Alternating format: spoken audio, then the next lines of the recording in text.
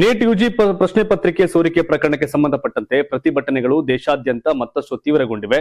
ದೆಹಲಿಯ ಜಂತರ್ ಮಂತರ್ನಲ್ಲಿ ನಡೆದ ಪ್ರತಿಭಟನೆಯ ಹಿಂಸಾಚಾರ ಪ್ರಕರಣದಲ್ಲಿ ದೆಹಲಿ ಪೊಲೀಸರು ಕಠಿಣ ಕ್ರಮಕ್ಕೆ ಮುಂದಾಗಿದ್ದು, ಮತ್ತೊಂದೆಡೆ ಕಾಕ್ರೋಚ್ ಜನತಾ ಪಾರ್ಟಿ ನಾಳೆ ದೇಶವ್ಯಾಪಿ ಬೃಹತ್ ಪ್ರತಿಭಟನೆಗೆ ಕರೆ ಕೊಟ್ಟಿದೆ.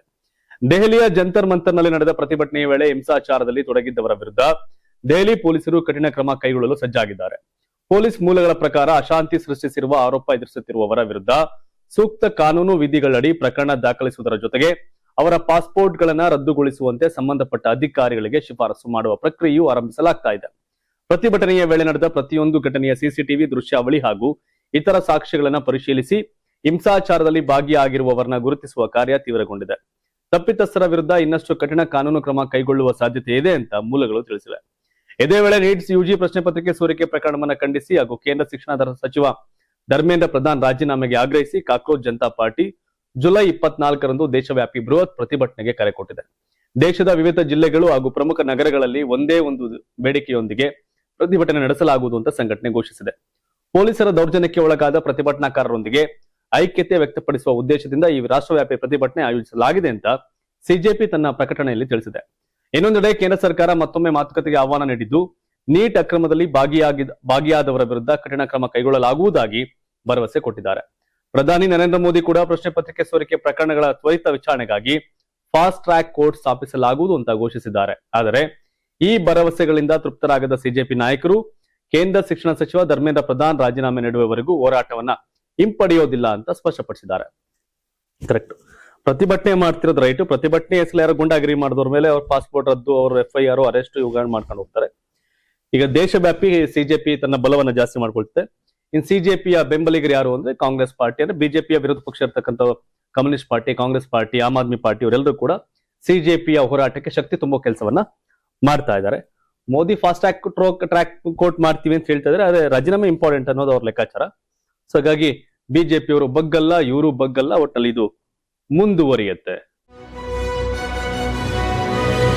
ನೀಟ್ ಪ್ರಶ್ನೆ ಪತ್ರಿಕೆ ಸೋರಿಕೆ ಪ್ರಕರಣದ ರಾಜಕೀಯ ಕಾವು ಕರ್ನಾಟಕದಲ್ಲೂ ಮುಂದುವರೆದಿದೆ. ಕಾಂಗ್ರೆಸ್ ಮತ್ತು ಬಿಜೆಪಿ ನಡುವೆ ಆರೋಪ ಪ್ರತ್ಯಾರೋಪ ತೀವ್ರಗೊಂಡಿರುವ ನಡುವೆಯೇ ಬಿಜೆಪಿ ಶಾಸಕರ ಮೇಲೆ ನಡೆದ ಮೊಟ್ಟೆ ಎಸೆತ ಪ್ರಕರಣವನ್ನ ಖಂಡಿಸಿ ವಿಧಾನಸೌಧದ ಗಾಂಧಿ ಪ್ರತಿಮೆ ಎದುರು ಬಿಜೆಪಿ ನಾಯಕರು ಪ್ರತಿಭಟನೆ ನಡೆಸಿದರು.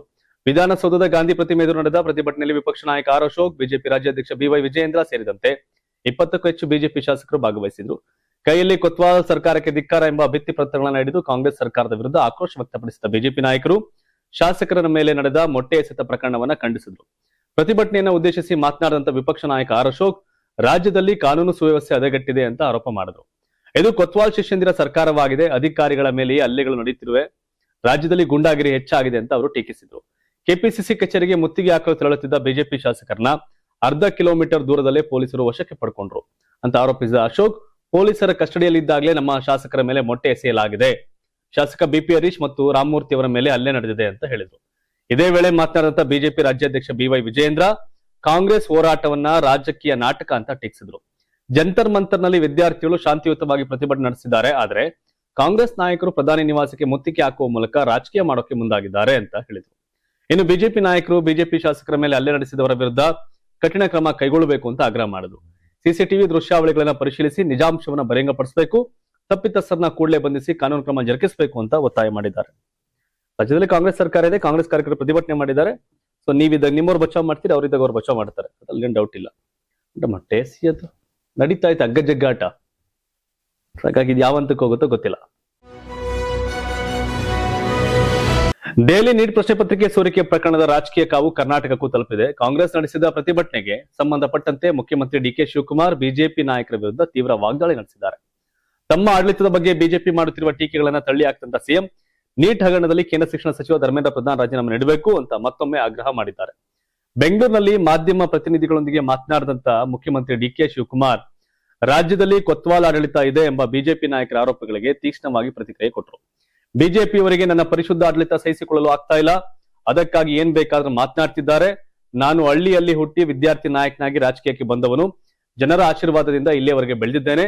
ನಾನು ನಡೆಸುತ್ತಿರುವುದು ಆಡಳಿತ ಹೇಗಿದೆ ಎಂಬುದನ್ನ ಜನರೇ ನೋಡ್ತಿದ್ದಾರೆ, ಅದನ್ನೇ ಬಿಜೆಪಿ ಸಹಿಸಿಕೊಳ್ಳೋಕೆ ಸಾಧ್ಯವಾಗ್ತಾ ಇಲ್ಲ ಅಂತ ಸಿಎಂ ಹೇಳಿದ್ರು. ಇದೇ ವೇಳೆ ದೆಹಲಿಯಲ್ಲಿ ಕಾಂಗ್ರೆಸ್ ನಡೆಸಿದ ಪ್ರತಿಭಟನೆಯನ್ನ ಸಮರ್ಥಿಸಿಕೊಂಡಂತ DK ಶಿವಕುಮಾರ್ ಈ ಹೋರಾಟ ಯಾವುದೇ ರಾಜಕೀಯ ಕಾರಣಕ್ಕಲ್ಲ, ವಿದ್ಯಾರ್ಥಿಗಳ ಭವಿಷ್ಯಕ್ಕಾಗಿ ಅಂತ ಹೇಳಿದ್ರು. ನಾವೆಲ್ಲರೂ ನಮ್ಮ ಮಕ್ಕಳ ಭವಿಷ್ಯದ ಬಗ್ಗೆ ಚಿಂತಿಸುತ್ತಿದ್ದೇವೆ. ದೇಶದಲ್ಲಿ 100ಕ್ಕೂ ಹೆಚ್ಚು ಬಾರಿ ಪ್ರಶ್ನೆ ಪತ್ರಿಕೆ ಸೋರಿಕೆಯಾಗಿದೆ. ಭಾರತ ಪ್ರತಿಭೆಗಳ ದೇಶ. ಇಂತಹ ಸಂದರ್ಭದಲ್ಲಿ ಪರೀಕ್ಷಾ ವ್ಯವಸ್ಥೆಯ ವಿಶ್ವಾಸಾರ್ಹತೆ ಕಾಪಾಡುವುದು ಅತ್ಯಗತ್ಯ. ಪ್ರಶ್ನೆ ಪತ್ರಿಕೆ ಸೋರಿಕೆಯಾದರೂ ಯಾರು ಜವಾಬ್ದಾರಿ ಹೊರ್ತಾ ಇಲ್ಲ ಅಂದ್ರೆ ಯಾರು ಹೊಣೆ, ಯಾರು ಇದಕ್ಕೆ ಅಂತ ಪ್ರಶ್ನೆ ಮಾಡಿದ್ರು. ಯುವ ಜನರ ಭವಿಷ್ಯವನ್ನ ರಕ್ಷಿಸುವುದು ಸರ್ಕಾರದ ಜವಾಬ್ದಾರಿ ಅಂತ ಹೇಳಿದಂತ ಸಿಎಂ ಡಿ.ಕೆ. ಶಿವಕುಮಾರ್ ಕೇಂದ್ರ ಶಿಕ್ಷಣ ಸಚಿವ ಧರ್ಮೇಂದ್ರ ಪ್ರಧಾನ್ ರಾಜೀನಾಮೆ ಕೊಡ್ಲೇಬೇಕು ಅಂತ ಮತ್ತೊಮ್ಮೆ ಬಲವಾಗಿ ಒತ್ತಾಯ ಮಾಡಿದ್ರು. ಕರೆಕ್ಟ್, ಅವ್ರು ರಾಜೀನಾಮೆ ಕೇಳ್ತಾ ಇರೋದು ಸಹಜ, ಪ್ರತಿಭಟನೆ ಇವೆಲ್ಲವನ್ನು ಇದು ಮಾಡ್ತಾರೆ. ಬಟ್ ಅವ್ರು ರಾಜೀನಾಮೆ ಕೊಡಲ್ಲ, ಯಾಕಂದ್ರೆ ಅವರು ಮಂಡು ಬಿದ್ದವ್ರೆ, ಇವರು ಮಂಡು ಬಿದ್ದವ್ರೆ. ಅಲ್ಲಿ ರಾಜೀನಾಮೆ ಇಲ್ಲ. ಬಟ್ ನಿಜವಾಗಿ ನೀಟ್ ವಿದ್ಯಾರ್ಥಿಗಳ ಬೆಂಬಲಕ್ಕೆ ನಿಂತಿರೋದಾ ಅಥವಾ ಕೇಂದ್ರ ಸರ್ಕಾರದ ವಿರುದ್ಧವಾದಂತ ಪ್ರತಿಭಟನೆನ, ರಾಜಕೀಯ ಹೋರಾಟಗಳು ರಾಜಕೀಯ ತೂರದಾಗ ಏನಾಗುತ್ತೆ ಅನ್ನೋದಕ್ಕೆ ಬೆಸ್ಟ್ ಎಕ್ಸಾಂಪಲ್. ಹಾಗಾಗಿ ಈ ಹೆಂಗಾರ ಮಾಡಿ ತೀರ್ಸ್ಬೇಕು, ಇಳಿಸ್ಬೇಕು ಅಂತವ್ರೆ, ಅವರು ಇಳಿಯಲ್ಲ. ಮೋದಿ ಅಂಡ್ ಟೀಮ್ ಅವರು ಮಂಡ್ರು ಬಂಡ್ರು, ಇವ್ರು ಬಿಡಲ್ಲ.